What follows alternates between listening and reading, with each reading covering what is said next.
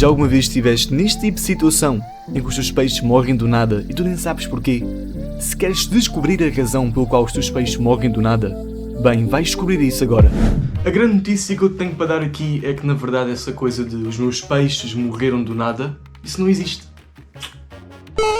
Os peixes morrem sempre por alguma razão. Pode não ser uma coisa perceptível ao início, mas há sempre uma razão pelo qual os peixes morrem. Portanto, eu vou-te mostrar aqui as principais razões pelo qual os peixes morrem. Tanto as razões mais simples, mais fáceis de perceber e de detectar no nosso aquário, como aquelas razões que quase não dá para perceber. São coisas que tem que se ter muito olho para perceber porque é que os peixes estão a morrer do nada. A primeira razão e a principal razão pelo qual os peixes morrem do nada é uma qualidade de água horrível. Basicamente, o que é que geralmente acontece? Então, nós temos lá o nosso aquário e pomos uma comida, mas as pessoas não sabem, devem pôr apenas a comida essencial para os peixes, não precisam pôr o pote todo. As pessoas não sabem, pensam que enquanto os peixes estão a comer porque têm fome, metem lá carregadas de comida. O que é que são carregadas de comida? É sinónimo de muita amónia, porque é matéria orgânica em decomposição, vai-se estar a decompor e isso vai estar a formar muita amónia depois. E não é só isso. Até os peixes, quando comem a mais, eles podem ficar doentes, mas isso é outra coisa. Mas principalmente muita comida, muito cocó, que é consequente de dar muita comida também, às vezes, plantas a morrer, um peixe morto, tudo isso vai gerar muita amónia. E muitas vezes pode acontecer do dia para a noite. Por exemplo, no caso da comida, né? Se nós demos muita comida às 9 da noite de um dia, na manhã seguinte vai estar o aquário cheio de amónia, completamente carregado de peixinhos mortos. Portanto, uma das principais razões é muita amónia, muito nitrito, muito nitrato, e são as razões mais comuns, em geral. A segunda razão é falta de oxigênio. Há pessoas que pensam que os peixes respiram água. Sabia não? E, mano, respirar água? Assim, do ponto de vista biológico, químico, respirar água não faz muito sentido, né? Respirar H2O, pá, é um bocado estranho. É a verdade. Os peixes, eles respiram oxigênio, eles precisam de oxigênio para respirar, ok? Eles tiram oxigênio da água, também oxigênio difundido na água. E é essencial que os nossos aquários tenham oxigenação, porque se não tiverem oxigenação, a quantidade de oxigênio que vai estar no aquário vai ser muito pouca, ou então até, às vezes até nula. Por exemplo, se vocês não tiverem plantas e não tiverem água a movimentar-se, a quebrar a barreira de água para que haja oxigênio na atmosfera que entre, vocês vão ter literalmente zero de oxigênio no vosso aquário. E geralmente os peixes dão sinais quando isso acontece. São os mesmos sinais, na verdade, quando há muita amónia e muito nitrito, que é os peixes ficam ofegantes, ficam a ir acima a tentar respirar alguma coisa, as guelgas ficam vermelhas de estarem tão forçadas e tão queimadas no caso da amónia. Portanto, muitas vezes as pessoas não sabem disso, têm um aquário com água completamente parada, não têm plantas, não têm qualquer tipo de oxigenação e os peixes acabam por morrer porque não têm oxigênio.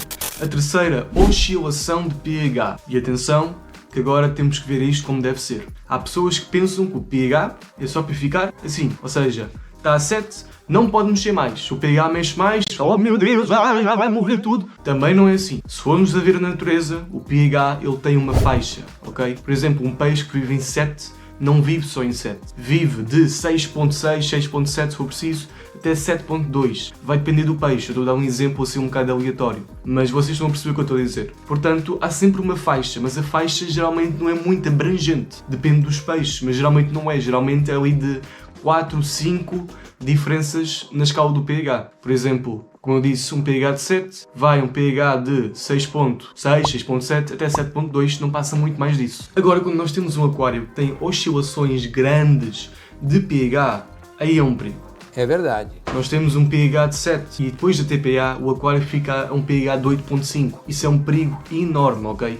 Tá bom. E se vão estar a fazer isto ao pH, o peixe é como se estivesse a sair do fogo, entrar no gelo, sair do fogo, entrar no gelo. Uma comparação um bocado estranha, mas pronto. Mas basicamente isso é muito mau para o metabolismo e para o funcionamento do peixe. Isso é horrível. Portanto, se isso acontece no vosso aquário, é mais uma razão pelo qual o peixe está a morrer. Geralmente isso acontece quando fazemos TPAs muito grandes, quando a água da TPA é muito diferente da água do aquário, ou quando existe alguma coisa no aquário que perde o seu efeito. Por exemplo, troncos, pedras, quando perdem o seu efeito muito repentinamente. Se vocês tiram uma pedra que era essencial para manter o pH no aquário, se vocês a tiram, o pH vai mudar completamente em pouco espaço de tempo. Temperatura. Ninguém vos disse isto, mas a temperatura na verdade é a medida mais importante dentro do vosso aquário. Não é o pH, não é o GH, não é o KH, é a temperatura. Tá bom.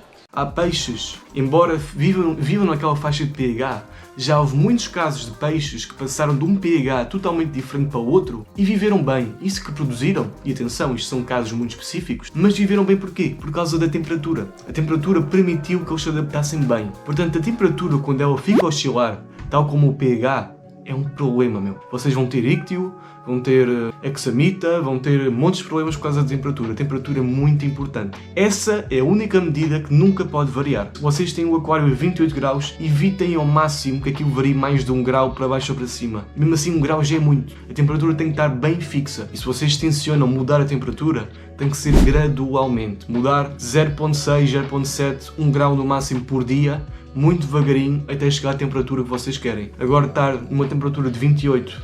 vou pôr a 24. Não façam isso. Isso vai dar muitos problemas, ok?